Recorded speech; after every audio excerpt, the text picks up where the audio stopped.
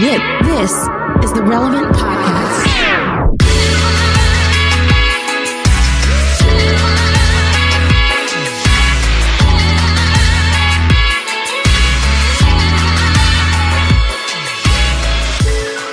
It's Friday, February 12th, 2021, and it's the Relevant Podcast here in Orlando. I'm your host, Cameron Strang, and joining me from Loverland, Virginia, is Jesse Carey. Hello, hello.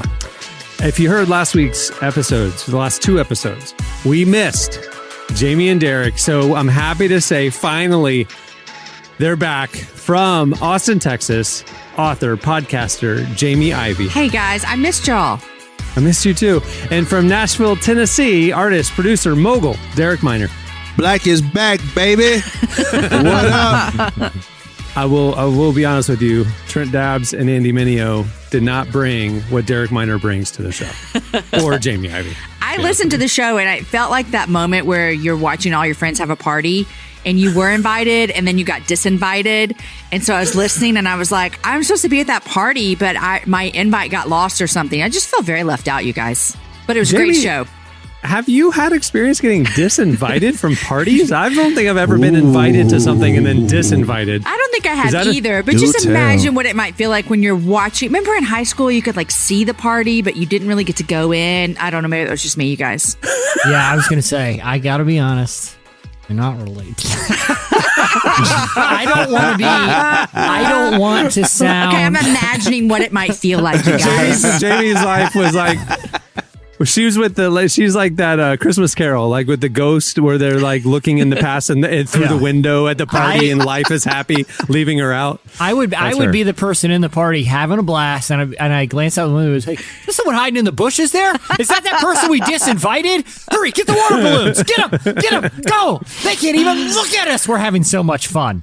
Oh, we did miss you guys though. We're glad you're back. We did. Both of you. We really did. You know, you guys had a little time. Now, when you guys step away, I honestly can say this, and this isn't a humble brag. This is just the reality.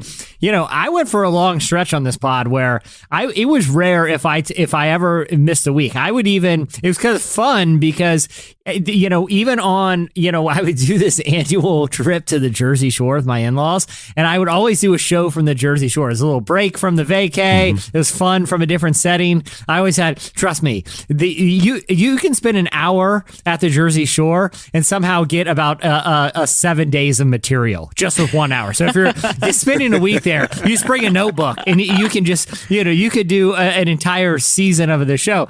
But when you guys step away for a week, do you come back? Do you feel like you're rip rare and ready to go, or do you feel like you're kind of a step out of rhythm and you got to warm back up? It felt out of rhythm because this is like every Wednesday it's on my calendar that we record. And so then all of a sudden when I didn't have it, I'm like, well, what should I do? I don't know what I'm supposed to do with my life. I just watched CNN and got brainwashed by the liberal left. Oh, no. That's all I did. I just did that. So...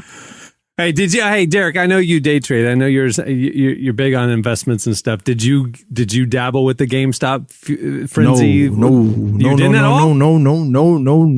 That's how you go broke. You didn't want to throw like a couple, $20 just in there, see what happens. That's gambling, dog. I know. I was like, nah, look, like GameStop was one of them things where if you weren't in like a week or two before it ripped, you just don't get in unless you're really, really good. Like now I know a couple people that did really well, but I'm just not that good. After I found out, Derek, that you do this on the side as fun, I was talking to my husband. I was like, I think we should do this. And he says, you can't just do it like if you don't know what you're doing. So you can lose a lot. You can lose a lot. 95% of day traders lose money. So don't dabble. Yeah, we know someone that makes millions, and so I thought maybe I could get in, but it doesn't work that way. Yeah, it's one of those things. The house always has a way of winning. You know, like the key with a lot of that. Well, I'm not a day trader.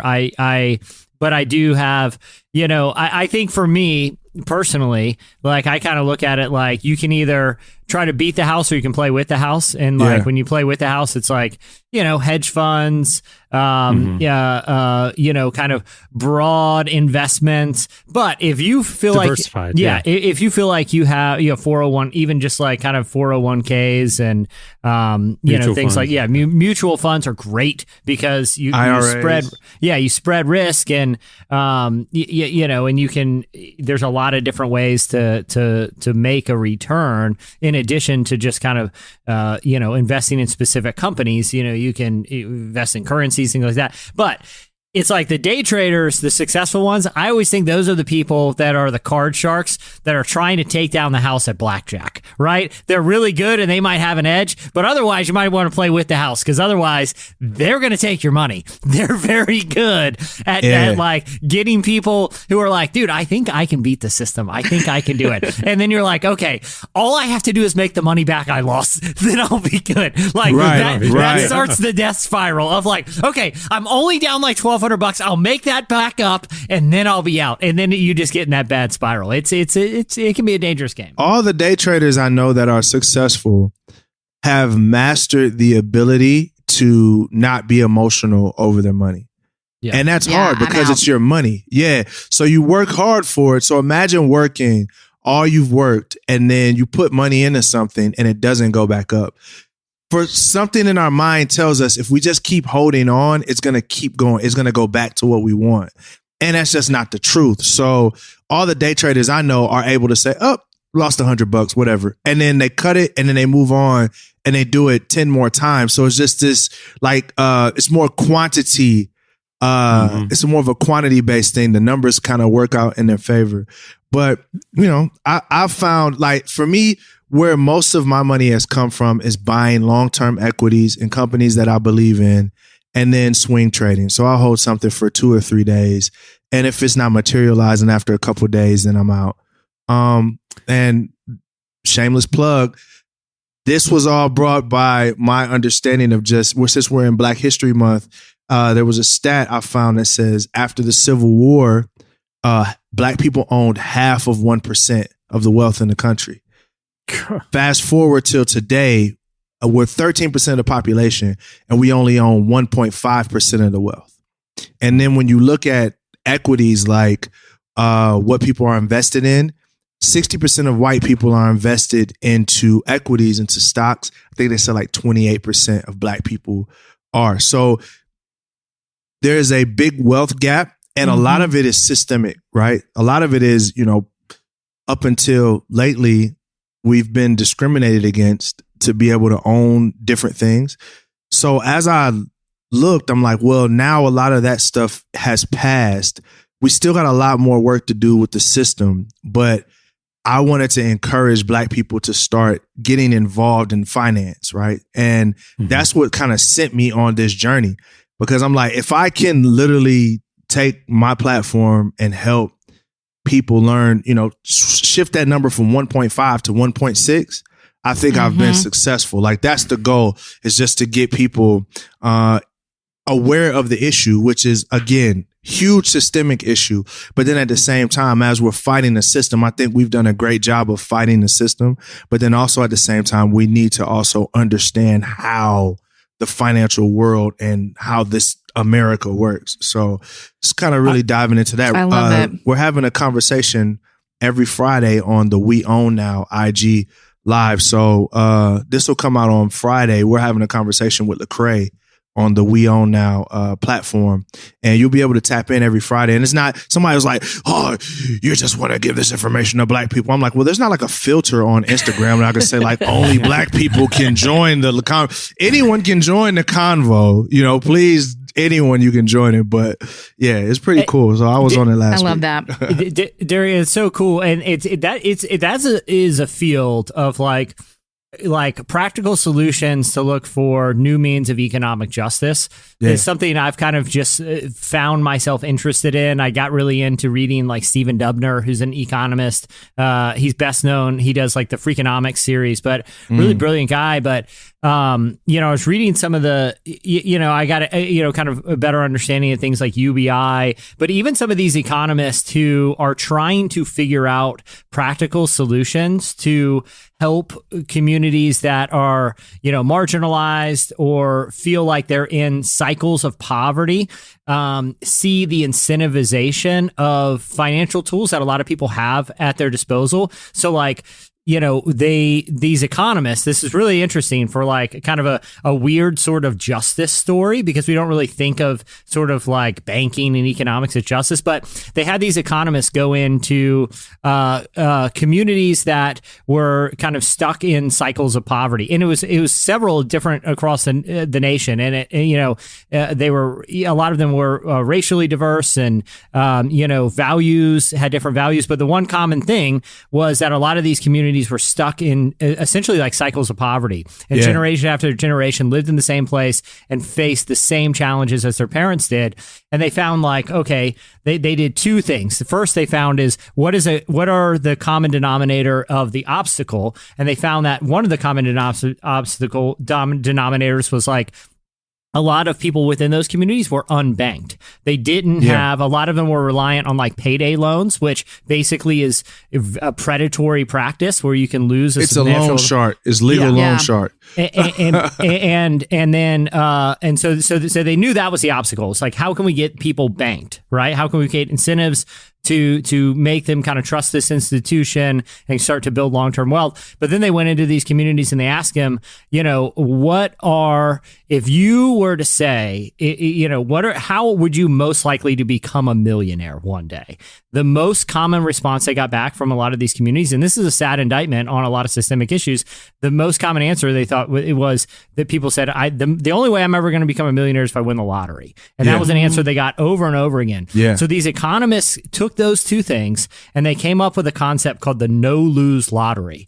And what they did is they encourage people to start investing putting their paychecks in a bank account, and those bank accounts obviously incur interest. Now, if you tell someone who is depositing $300 in their bank account that in a month it'll be $303, that's probably not enough incentive to kind of go through that process. But what they did is they got this big pool of people who they got to invest in the bank, and they took all of the interest that they collectively earned and held a monthly lottery. And one person who was putting their money into that bank would get all of the combined interest. And it kind of gamified banking. That's crazy. And it taught these new communities, it equipped them with the tools, it kind of met them where they're at. And it really started this, this way of helping unbanked communities, kind of get banked, but do it with the cool incentives. And it's a really cool, creative economic justice mechanism that I think it's cool that more and more people are thinking about. So when we think about justice, oftentimes we only think about the most extreme issues, right? So we think about the Ku Klux Klan guy in the hood, the skinhead, et cetera, et cetera. We think about that guy somehow preventing a black person from going to the bank. Or that guy preventing someone from getting something. That is an aspect of justice, right? Or we think about slavery, how black people pretty much built the country, but didn't own any of it that they built. And at this point, the reason why 1 in 7 white people are millionaires is because of equity. Like, that's a statistical fact. 1 in 7 white people are millionaires. 1 in 50 black people are millionaires. That's how statistically how it works. And a lot of that is from stuff being equities and different things passed down, right? But we also don't think about justice in the sense of education. Right? Just one of the biggest ways to prevent someone from thriving, this is period, is just just hide the gems from them. It's not necessarily say, and that's how when you hide the gems from people, when you hide the truth from people about who they are or how to actually progress, when you do that, that is how you keep a person locked down. So a reason someone says, yeah, payday loans are a great idea is because that's literally the only access to money that they have, right? Or they say banking, I'm never putting my money in a bank. I'm gonna hide it under a mattress. Well, it's because you don't understand how banking works. So that's the reason why I wanted to build what I've been building. Is there's a lot of things that people just in general, this is not even a black people thing. I mean, I know some poor Southern white guys that could benefit from the We Own Now platform that I've been building. So, but the beauty of what we're doing is people don't always understand marches. They don't understand Black Lives Matter. They don't understand the nuances of sociology, but everyone understands that when a person is broke and they need money and they need help and they need education, everyone can dive in on that. And I wanted to meet everybody where they were at. So, for what it's worth, shameless plug. Yeah, it's awesome. It's awesome. All right. Well, we have a great show in store for you today. It'll be interesting to see what version of our conversation that you just heard Clark let you hear, because we talked for about 45 minutes. You probably heard a chunk of that. You probably heard a chunk of that, not all of that. Later we're joined by film star Daniel Kaluuya, star of Get Out, Black Panther, and the new film which releases today, Judas and the Black Messiah. That film tells the true story of Fred Hampton, the electrifying civil rights activist and Black Panther Party leader. You'll actually get to hear a conversation between Daniel and Fred Hampton Jr., the son of the man that he plays in the movie, as they talk about Hampton's legacy and the ongoing push for Black equality in the U.S. Don't miss it. It's amazing. I will be honest with you, in our internal editorial planning and stuff, I kept seeing that on the show today, we were going to have the star of the Black Panther movie. And I was like, what? It made no sense to me. Different Black Panther, just as a Black Panther party. Right. Okay. Not the Black Panther. So, not Black Panther. Well, Black Daniel Panther Party. Kaluuya was in Black Panther, though. Yeah, I know. He was. Even more confusing. I know. He was a star. He had a pretty big role. Yeah. But hey, Daniel Kaluuya, man, is a fantastic, because like in like Black Panther, you're like, yo, man, this guy, he's T'Challa at the time. Well, I don't want to spoil it, but he can play so many characters. He's also, I don't know, did you guys see the movie Widows, the Steve McQueen heist movie? No. Oh, well, Steve McQueen, phenomenal director. Daniel Kaluuya is like a villain in that movie. He can go from villain to hero in ways that you're like, dude, this guy's the best freaking actor ever, because just his look, you're like, he can communicate so much in just a look. He's unbelievable. Like he's smooth. He can show you like pure coolness, pure hero, or pure villain in just the look of his eye, and you're like, holy crap, this guy's freaking incredible. Well, coming up on our audio podcast, you won't get to experience that, but you will get to hear about it. I'm actually going to see the movie today when this comes out, so I've already got my tickets. Let's get it. Of course, because I go to the movies in the pandemic. None of y'all do. We also have Relevant Recommends, our new segment, What's Jesse Thinking? And stay tuned right now. Up next, it's Relevant News. Man, I feel so lonely at the party. I lost all my friends. Yeah, I'm far, far away. I don't wanna scream. I wanna get out of my body. Tell me why I feel so out of place. You're listening to Radiant Children. The song is Pretend. Well, today's show is brought to you by Upper Room. There's some daily comforts that just make you grateful and feel more grounded in life, like petting the dog, hitting that snooze button, and of course, that first cup of coffee. The things that you count on every day to help you get where you want to go. Things like the Upper Room Daily Devotional Guide. You can count on the Upper Room for daily inspiration, daily community, and daily prayer.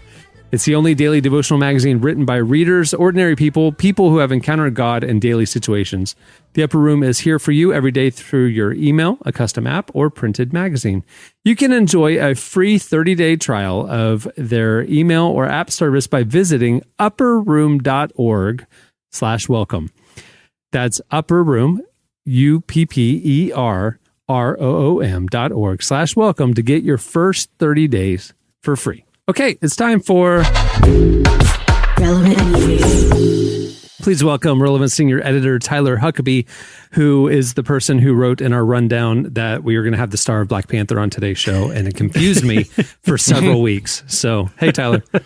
Yeah, I did. I realized at some point, I forget which editorial meeting it was, that we were talking past each other when we were using the word Black Panther. I was like, is there a new one coming out? I was like, is there a new Black Panther movie coming out? And you're like, what are you talking about? Yes, Jesus is the Black Messiah. It's a little confusing, but we got there. And Judas and the Black Messiah, really, really good movie. If you get the opportunity to see it, then I would very much recommend it. I thought it was awesome. And the conversation is really good too. All right. Well, what's going on this week?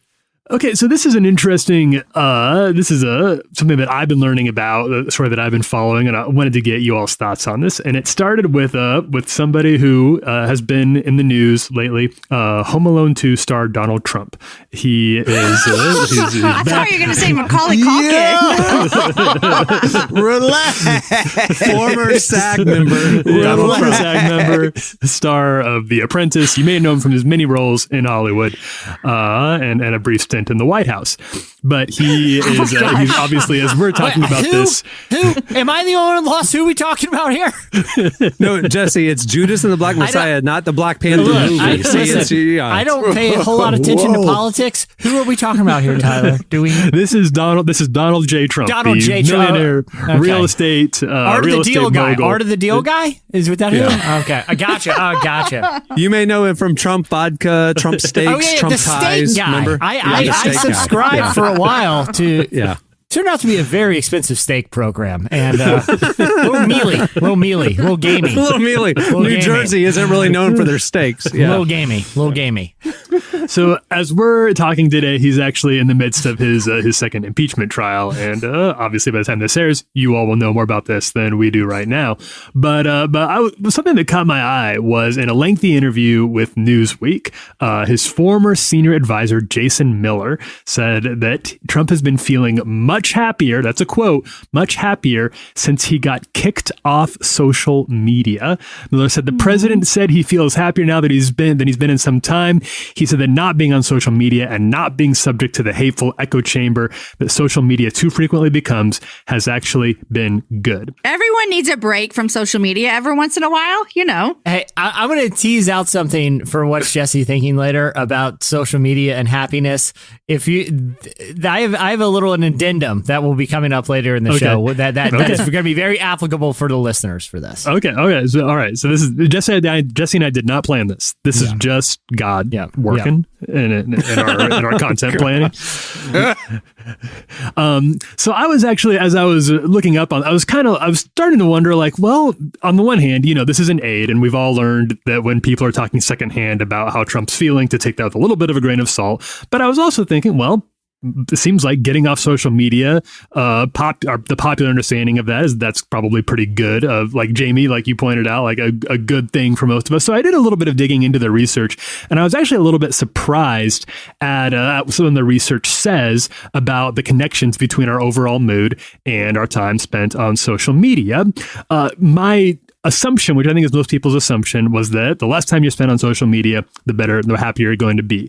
Looking into the research, it's not necessarily the case. It's actually a little bit more complicated than that. What Professor Derek Wirtz of UBC found was that social media users who tend to use Twitter, Facebook, and Instagram to mindlessly scroll, just doing the doom scrolling thing that a lot of us do, like late at night or while we're in bed, they do report feeling more negative when they're done.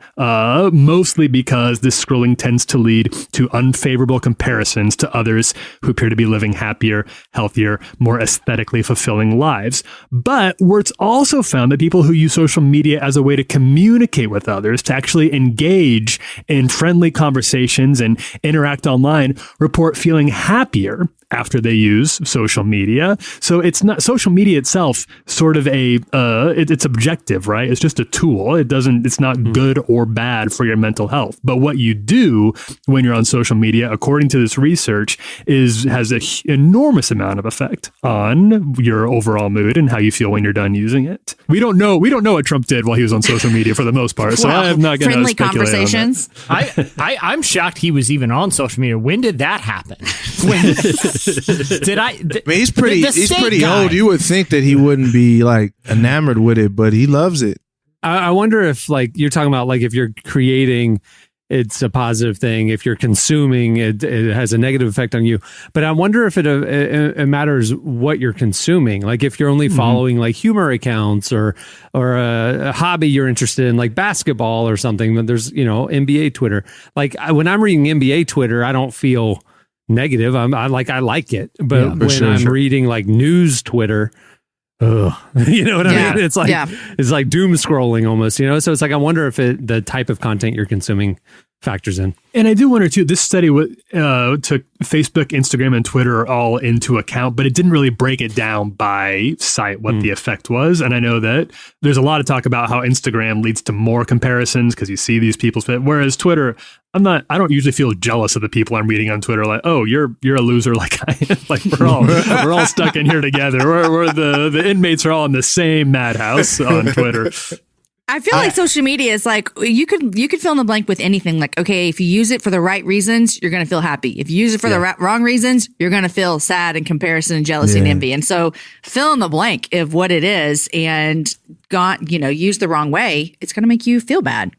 I think it's a little different for different people. Like my experience is, some stuff is hard to avoid for me because,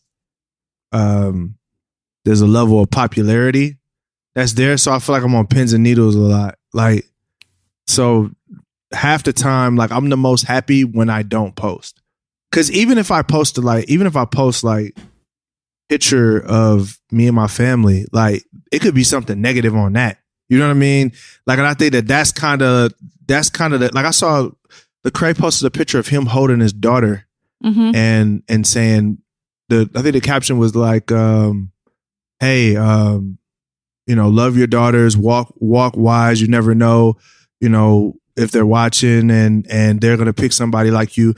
Some guy starts talking about Warnoff and abortion and weird stuff. And you just like, it's a picture with his daughter. You know what I mean? So I think it's just different experiences for different people. Like for some reason, like, I'm like, man, I just pray that I'm able to hold on to Jesus as much as racists hold on to my posts. Like, I just like, God, please give me the strength to hold on to you with that level of ferocity. Like, I just want to be able to do that. Like, I feel like, did you ever seen the Gorilla Glue girl? The girl that like Gorilla glued her hair down? Of course. Like, I honestly feel like my Twitter and Facebook at times, I'm the Gorilla Glue girl, except it's not Gorilla Glue. It's like racist Christians. Like that's what the Gorilla Glue is like. So I don't know. I think it's just different for certain people. I don't know. I think there's some enterprising developer out there that can hear this and put this to work. I think social media, there needs to be like a happiness filter, right? And how it would work is you would punch all these phrases in that, if these phrases are included in a comment or a tweet or a reply to something, that's probably going to bring your mood down. Like, for example, if it would have like a feature in there that if it saw comma space idiot, it would be like, zip this out because I don't want to see it. So that no comma can be like, well, yeah, that's what I thought too, idiot. It's like, I just don't want to see it. That's probably going to be toxic. Like, I can think of 1,000 terms and 1,000 phrases that put it in a filter. And if that was just filtered out of the feed, it'd probably make a much, more enjoyable experience. Probably better for mental health too. Some developer out there do the happiness filter. It's $1 million idea sitting right there for you. You can do that on Twitter. You can mute words. Like you can mute Trump and no post with the word Trump would appear in your feed. We need something that blankets. We need something that blankets all the socials and Instagram. Yeah, and that's already, and all the words are already in there. That's like, hey, if you don't like heated political talk, you click this filter. If you don't want, people ragging on you about deconstructionism or whatever, it's like, which I don't have a problem with, but I've seen those conversations go sideways. Just filter it out. Like I get like you don't want to create an echo chamber, but also at some point you got to look out for your own mental health. Sometimes we're gluttons for punishment too. Like sometimes we're like, we know this is a mess. I always think like there's some things I can say funny to like you guys, but I'm not going to put it out into the world because there's too many people that follow me and I can't be fun. They don't know my humor and funny stuff. I think sometimes we give people the opportunity to come at us because we're posting something that's funny, but you're going to get the crazy. It's the crazy people. Your friends aren't coming at you. Yeah. It's the people that don't know you that think that they can. Here's a perfect example. I came up with this banging new nacho method, okay? and On the counter? That was yeah. Here's what I did. I went in my kitchen. I dumped it on the gross. counter. I used my bare hand. I didn't I'm even use a grossed tool. out again. No, but here's the wanna thing. throw I up. don't need haters. I smeared it all around. I crumpled up my This is so meats gross. and jammed it in an ice cream cone. Thank God someone went and posted it right before I did. Someone was on the same wavelength. And I looked at the hate that poor woman got, and I thought that could have been me. That could have been me. Next time, I'm just not going to share my inventions with the world. No, but Jamie, to your point, like, yeah, I just try to know my audience. Like, there are certain things I would say on this podcast that I know if people took the time to listen to, they're probably not really going to care if I say something totally stupid or jokey. But if I feel like I put it on Twitter, there would be randos that would come at me, and I'd be that I don't know and have really no desire to or really any intention of knowing. That's like, I don't know if I want to open myself up to people just being jerks. I definitely get that. I definitely agree with you, Jamie, in the sense of, okay, this won't be accepted by conservative Christians. But I guess my frustration is, why does that have to be the bar from my platform? And why if I do post that I have to be harassed for posting something? Like, I think that's everybody talks about, like, when you see the scripture in Romans, they talk about the weaker brother, and they say, if meat offends my brother, I won't eat it. I've heard that 10 million times, but nobody reads the part under it that says that the weaker brother shouldn't judge the stronger brother. So, like, why can't, like, I guess my big thing is I'm like, yo, I do not want to be held hostage by strangers who I don't necessarily hold their same values. I don't have the same, like, where did it become a thing where I can't have a sense of humor, like, as a Christian leader? Like, I feel bad for certain leaders. It's like, I bet you that guy is really, really funny, but he has to post these dry, like, scripture verses because they're assumed that he's a Christian, so he has no personality at all. And I think if there's anything I hate about what I've been, I guess, like, knowing your audience, I hate that part about some of the audience members that I have brought into, that have chose to follow me. Like, I love certain parts about it, but the thing I hate about it is, man, if I see a video that's funny, it's like, well, you're a Christian. That's not supposed to be funny to you. Why? Yeah. I wish people would just more operate under the MO of do unto others as you'd have them do unto you. Like, if you posted a video, would you want somebody to come at you about the thing you posted? Then don't go after them about the thing they posted. Just live and let live. You know what I mean? Here's what I always say to people. Here's what you need to remember. If you're thinking about typing a message to Derek or anybody else, you need to type it all out. And then when you're done, ask yourself, if I was having coffee with Derek Minor, would I say this to his face? And if the answer is no, you need to delete, and move on about your day. That is what we need to remember. Would you say this is someone's face? Man, a lot of people wouldn't say stuff to my face because I'm 6'3" and I weigh a lot. So you are a big man. So maybe what we need to do is build in Sabbath. The Bible talks about Sabbath a lot, and how essential that is to our mental and physical and spiritual health and well-being. Maybe we should all. I've been seeing more and more people doing, like, a social media Sabbath for, like, the weekends or something. They'll be on social media during the week, but they turn it off on the weekends. Maybe it's worth trying stuff like that. Who knows? To each his own. Figure it out. All right. Well, thanks, Tyler. There's a lot more where that came from. Check out what we're doing every day over at relevantmagazine.com. Follow us on all the socials where we're covering the intersection of life, faith, culture, and justice. See you, Tyler. Bye, everybody. Stay tuned. Up next, Daniel Kaluuya and Fred Hampton Jr. join us. There's no need to explain. I know that we can remain. Can we get up and try to feel okay again? There's no need to explain. I know that we can remain. Can we get up and try to feel okay again?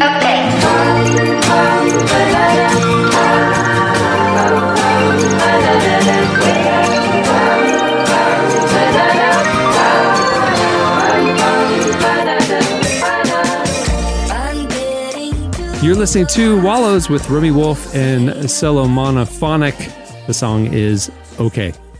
Well, it's the name of the song. It's better than okay. Well, today's episode is brought to you by podcast creation platform Anchor.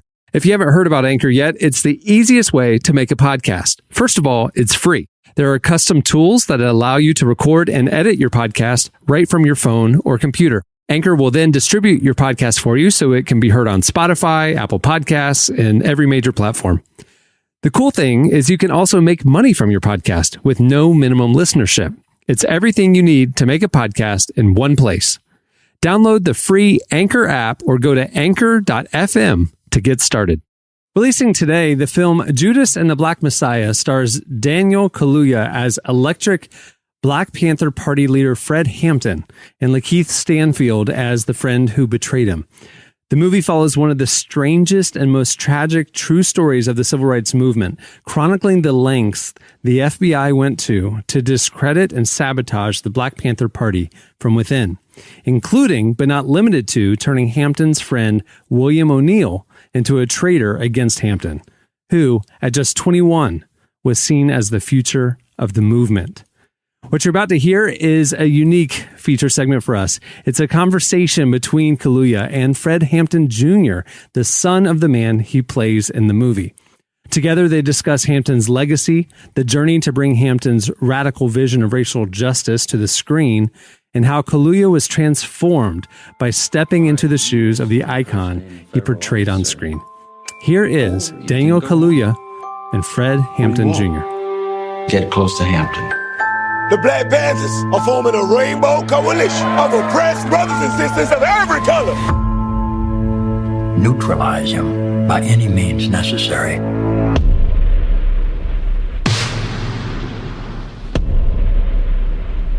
America's on fire right now. Imagine what we could accomplish together. We can heal this whole city. You ain't tell me it was gonna be like this. These ain't no terrorists. We got a rat, man. Does anybody else know about Okay, the first part of this conversation, Daniel Kaluuya opened up about educating himself more about Chairman Fred Hampton's life and work, and Hampton Jr. explains a little about what he recommended for Kaluuya's approach to his father's life, including seeing some of Hampton's old haunts and even meeting some of his old associates. And as you're listening to this, just remember Kaluuya is the one who has the British accent. He was born in London. Here's the conversation. When I really took in the scope of his ideas, his concepts, his beliefs, his love for the people, I felt just honored to kind of spiritually step into this position, for this narrative, and to be a part of continuing the legacy. You know what I'm saying? In my medium, you have Chairman Fred Jr. doing it in the real world as well. You know what I'm saying? So it felt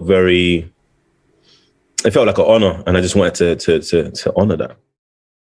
We haven't seen it on the big screen yet, but the process, sitting down with Daniel at the house in which Chairman Fred Hampton grew up in, at the table in which Chairman Fred, before he became Chairman Fred, they ate at our process, our dialogue, literally having our meetings on someone because the saying with our organization, the Black Panther Party Cubs, we say the streets are our office. Our work hours are 24 hours a day, 7 days a week. We met in our office. This is the streets, some of the same streets that Chairman Fred organized on. That process, then even to be in their office and Daniel, Dominique's and others, their offices on the set, and the process of the mutual respect, that the struggles, what's creatively speaking advantageous, as what's politically speaking, what can be told, and that whole process. So it wasn't just a reactionary end result, just to see it, see that. It was phenomenal.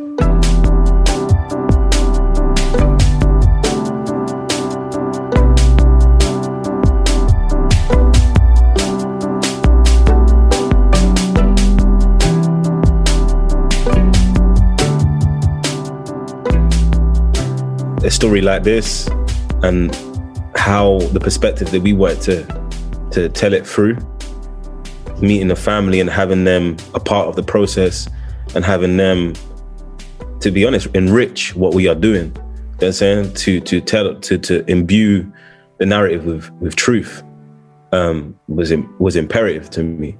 It felt like everyone was just aligned with the same kind of outlook in terms of like the importance of having Chairman Fred Jr., having Mama Kaluuya just saying things and redirecting us and coming onto set and educating us during lunchtime. It was amazing. So we went to the home, went to the office, and then we had a 7 hour, 8 hour meeting. Yes. And we kind of declared, Chairman Fred Jr. spoke to us and asked us to declare our intentions of why we're telling the story, who we are. I remember Mama Kua took me and Dominique to the side and asked us why we make art or what we feel the meaning of art is. And we had to go through that. And then Chairman Fred Jr., he took us to a place in Chicago that, and I remember what he was saying. He was like, he said, if you're going to play the chairman, I want to see what you're made of. I think it's something along those lines. I don't want to misrepresent you, Chairman, but it was something along the lines that if you're playing the chairman, I want to see what you're made of.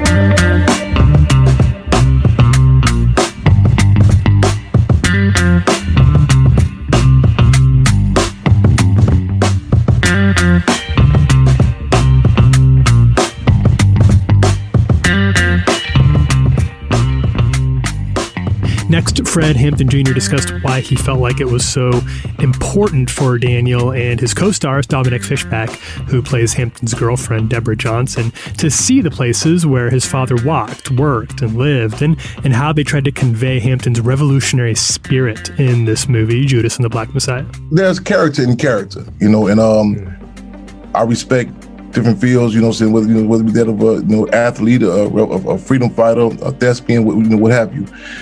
And in our genre, since a freedom fight is revolutionary, and many times it's the dynamics of it, the intricacies of it, are negated, and for a number of reasons. Because the deal is, we come from a cloth that there are many things that we can't talk about. Being a revolutionary, there are some ingredients in the recipe of revolutionary that are given. Chairman Fred's ability to weigh theory and practice, to not just talk, who authored and organized the Rainbow Coalition in the city that remains one of the top segregated cities in the country, Chicago, which is infamously referred to as Chirac now, and we don't brag about that, but that's the political reality. It's a war zone, and it's a microcosm of what's happening in every colonized community. Chairman Fred would say, a lot of us talking about the mountaintop, but we going back to the valley where the people at. And we went to the valley, and so we went there, and the ground was literally still hot. The community was still out there. It was still saying the contradictions. Contradictions were out there. And we had our dialogue. And again, Daniel, Dominique, the conversation with our comrades there, it was the setting, everything, and like we say, politics is like real estate, time and location, all this, it's important. The setting was correct. We had some real. It wasn't pressed. It wasn't. I got to get out of here right now. And and you see the comfortability to see where this is where we at. And we're not going to put you in harm's way. And it's not to say neither one of these forces. They're not no punks either, though. You know what I'm saying? Mm-hmm. However, this just to be in that respect amongst each other. To say, okay, if we talking about engage in this here. The legacy of Chairman Fred. This is some things that you can't find. You can read in books. So this is some grit you got to smell and and feel. And they came. I'd seen that the memorial site of the shootings had been destroyed. I remember that. I remember they had been destroyed, and Chairman Fred Jr. was explaining to me about how the police come and kind of wreck those kind of places, so that it was, for me, it was a microcosm of what's been done for centuries. It's the disruption of necessary healing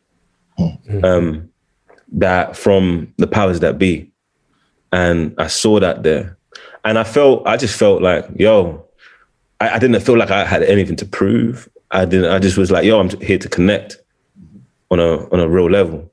I'm trying to understand your point of view, how you guys see the world. You know what I'm saying? I want to look through your eyes. I don't want to look at you. I want to look with you.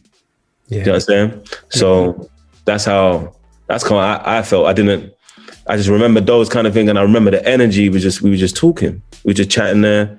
I didn't feel fear, if I'm being brutally honest. Yes. I just understood that there's a bounce. Yes. There's a bounce because we're on bouncy ground. You understand what I'm saying? That's life.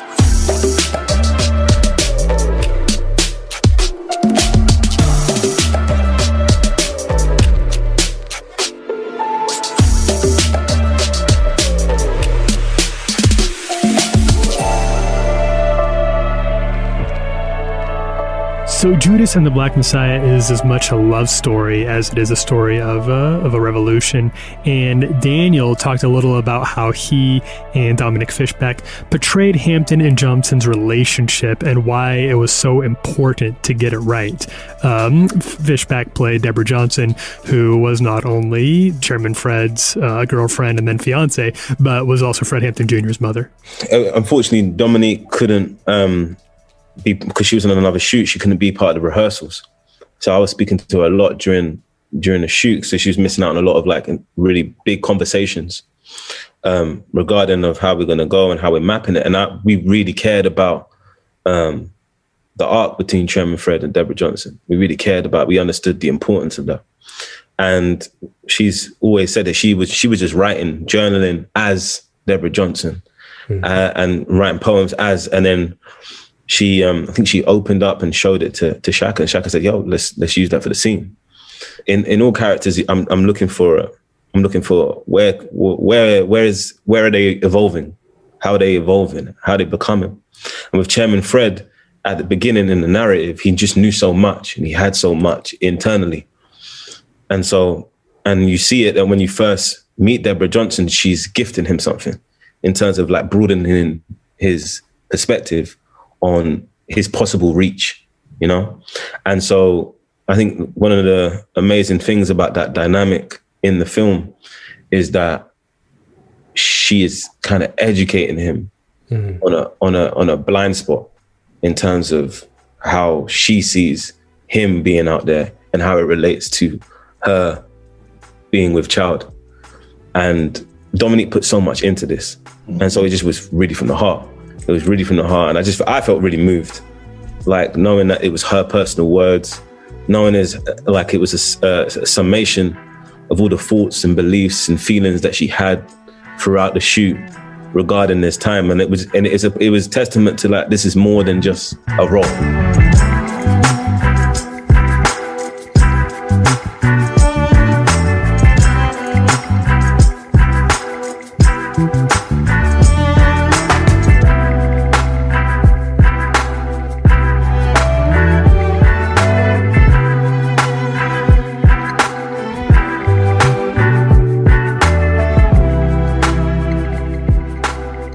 Finally, the two men talked a little about what they hoped Judas and the Black Messiah would lead to and why educating America about the real history of the Black Panther Party, not just the one we're handed down, but the actual story, is so important and where we go from here.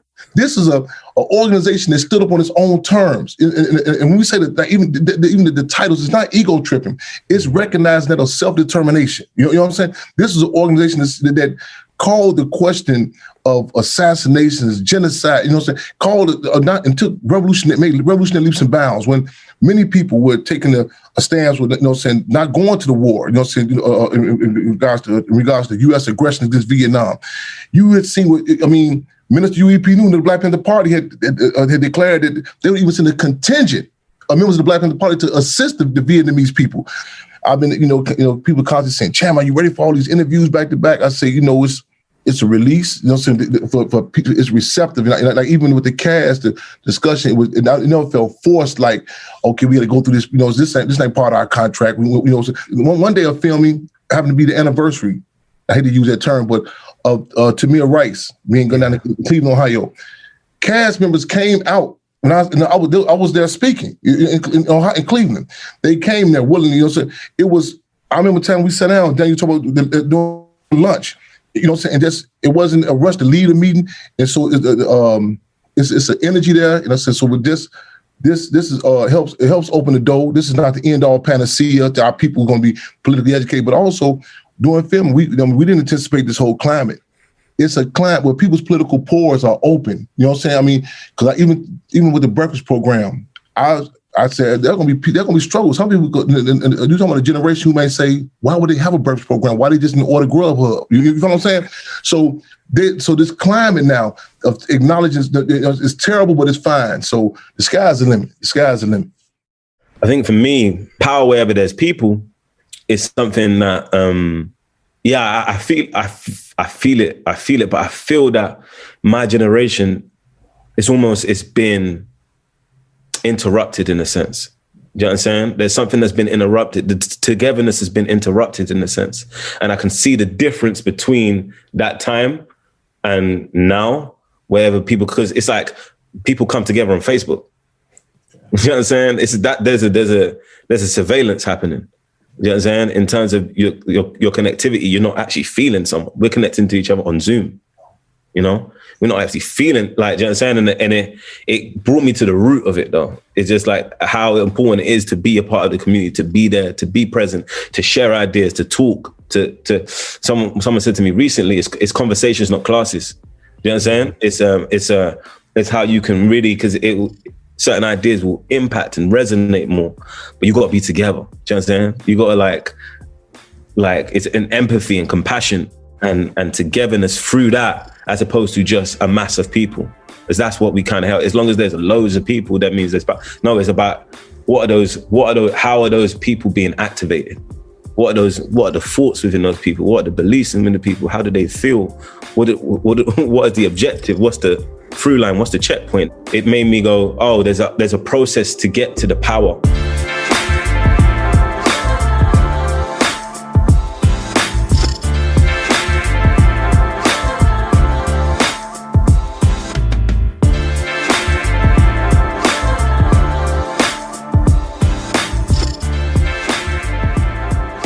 That was Daniel Kaluuya and Fred Hampton Jr. Check out Judas and the Black Messiah on HBO Max. It's out today. Stay tuned. Up next, it's Relevant Recommends.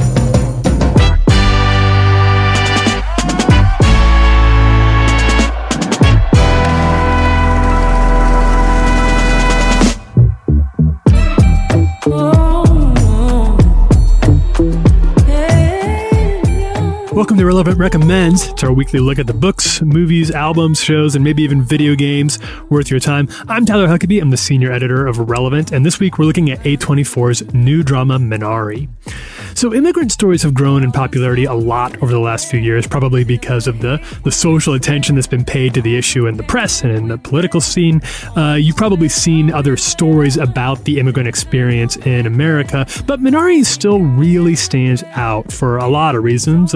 One is just kind of by virtue of shifting the focus from the sort of broad drama of coming to America to a much more minute focus on the sort of mundane details of an American family of South Koreans living in the rural South here in the U.S. Minari's focus is very intimate, putting the Yi family under the microscope to chronicle the everyday lives of Jacob and Monica, played by Stephen Yeun and Ha Ye-ri. Their son David is played by Alan S. Kim, and their daughter Anne is played by the very young Noelle Cho. Now, rural Arkansas here is portrayed lovingly, but also very unsparingly, just like the lives of the Chi family themselves. The movie feels so close and personal that you almost feel a little bit embarrassed to be watching it. It's like you're peeking in through the windows of a real family, which you kind of are in a way. The movie is loosely based on the real life of writer-director Lee Isaac Chung, and he brings a very tender eye to the proceedings that infuses even normal events with rapturous beauty and the difficult times with enormous amounts of sorrow and drama. The stakes of this movie are low, the pace is very gentle, but it's never boring. We become very immersed and deeply invested in the lives of this family's success, their survival, and their love. None of this would work without the terrific performances, and Yeun in particular really shines as this young father struggling to maintain his own sense of identity while holding his family together and ensuring their survival. And none of those things feel like a given at any point during this movie. Most people probably still know Stephen Yeun from his time on The Walking Dead, but he's since developed a reputation as a gifted actor in low-flying indie fare like Okja, Sorry to Bother You, Burning, really excellent movie Burning. All of these showcase an enormous talent, but he's never been better than he is in Minari. The movie comes out today, Friday, in virtual theaters and the A24 screening room, and will be available on demand on February 26th. If you like it and you want to hear more about the movie, keep your eyes on relevantmagazine.com. I got a conversation with director-writer Lee Isaac Chung coming up pretty soon here. We recommend this movie. You can read more Relevant Recommends at relevantmagazine.com.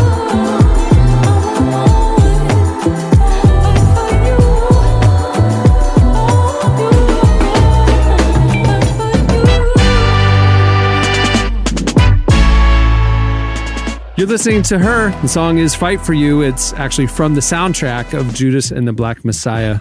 Look how that ties in. Lucky there. All right, so normally this is where we would have What's Jesse Thinking, but we decided to give more time to the conversations earlier in the show. Kind of ran out of time to give What's Jesse Thinking the justice that it deserves. Jesse, do you mind if we punt it to next week? I do not mind at all. Let's punt away. Sound like the Kansas City Chiefs. I was about to say that. Very, very, yeah. Just call me Patrick Mahomes, Cameron. Punt it away. Poor Patrick. Well, before we wrap things up, want to make sure that you all go check out the January-February issue of Relevant at relevantmagazine.com before it's gone. It features Pharrell on the cover and some other amazing content, and it's all available for free. Just click on the magazine tab at the front page of relevantmagazine.com, and there it is. Go check it out, share it, tell your friends. You'll like it. It's good. Also, check out our new Friday feature, Relevant Recommends, which tells you all the stuff we're into each week. And you should sign up for our new newsletters. We have a daily email called Relevant Today that sends you the top 5 trending articles at Relevant every morning. And we also have our new devotional series called Deeper Walk. You can sign up for the Deeper Walk email, so it's delivered to your inbox every morning, or you can check out the new Deeper Walk post on relevantmagazine.com each morning. And guess what? We also launched a Deeper Walk podcast. I'll probably tell more about it on our next episode, but it's up now if you want to go check it out. Deeper Walk podcast. You can get it wherever you get your podcasts. So much going on, and that's just the beginning. There's a lot more coming this year. On that note, we'll wrap it up. I'm Cameron Strang. I'm Jesse Carey. I'm Jamie Ivey. I'm Derek Miner. All right, we'll see you all on Tuesday. Have a good weekend, everyone.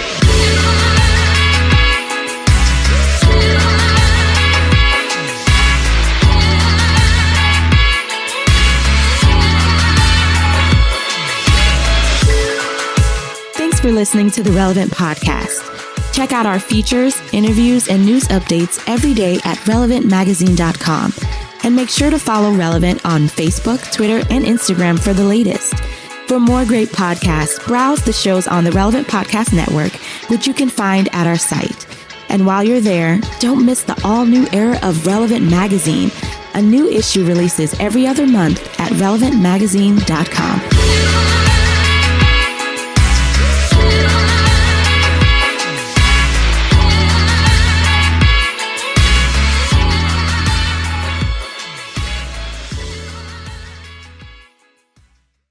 Hurry, get the water balloons. Get them, go. Relevant Podcast Network.